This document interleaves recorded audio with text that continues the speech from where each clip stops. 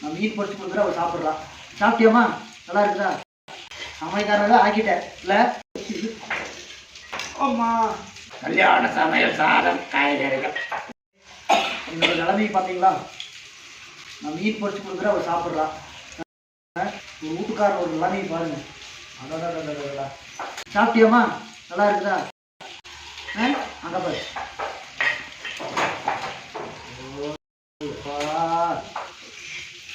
சமையல்காரங்க ஆக்கிட்டேன் இல்லை?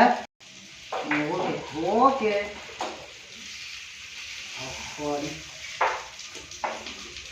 போதுமா? என்ன வேணுமா?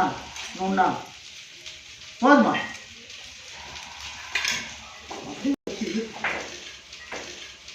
ஆமா, ஒவ்வொரு வீட்லையும் இப்படிதான் நடக்குது.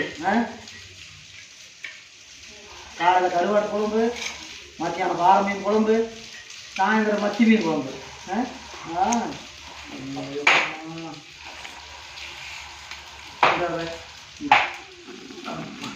நல்லா சாப்பிடு. நல்லா சாப்பிடு. அப்பதான் எல்லாம் குத்து குத்தா அடிக்க முடியும். அப்படியா? சூப்பரு. இந்த கடவுத்து கச்சேன்னு சொல்லுவாங்களா, இப்படிதான் சாப்பிடுவா. கல்யாண சமையல் சாதம் காய்கறிகள். சில நேரங்களில் ஈகோ இல்லாத இந்த மாதிரி விட்டு கொடுத்தல் தான் வாழ்க்கையை இன்னும் அழகாக்குதுன்னு நான் நினைக்கிறேன். நீங்கள் என்ன நினைக்கிறீங்க? அதான் ஊதி இருக்கிறது நல்லா. இதுக்கு மேலே ஊதல, அங்கே ஊதணுமா?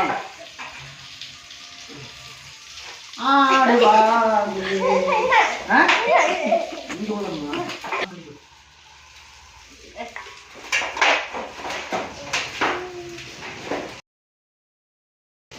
போதுமாம்மா? 4 மீன் இருக்குது.